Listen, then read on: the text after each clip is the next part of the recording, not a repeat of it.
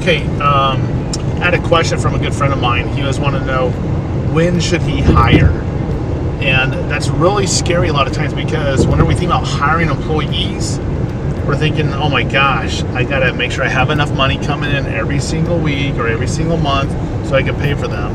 And then they depend on me for a paycheck. Their family depends on me for a paycheck. So what do I do?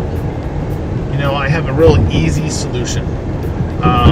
It's virtual assistants. And virtual assistants doesn't mean they have to be someone in the Philippines or it has to be someone in India. A virtual assistant is just someone that doesn't necessarily work in your office. It's kind of on demand. There's some really great services out there, and I would make this recommendation first, is try to outsource something in your life.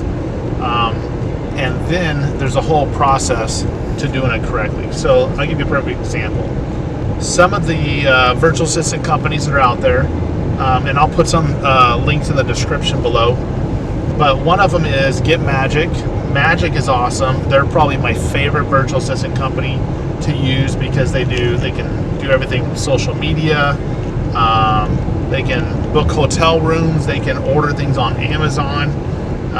They can find tickets for a play or a movie or something like that. Figure out something you need to do in your life and have them do it.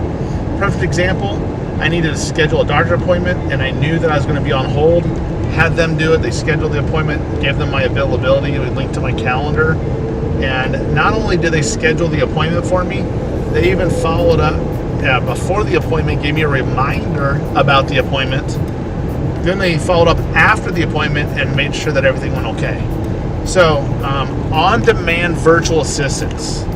On-demand virtual assistants is the way to go. So check out GetMagic. Another one of my favorites is called Fancy Hands.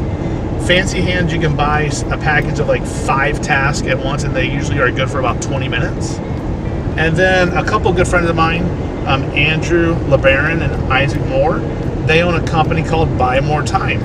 And those are more real estate professional virtual assistants, right? But if you're looking for something just in your life and in general, a virtual assistant, an on-demand virtual assistant is the way to go. Now, the key to delegating that is super important. You need to give them specific instructions on things. A virtual assistant can be an on-demand virtual assistant can be your very first employee, quote unquote, but just try to have them delegate certain tasks. Try to avoid doing the $10 an hour task and have them do that for you. Okay, so I hope that helps.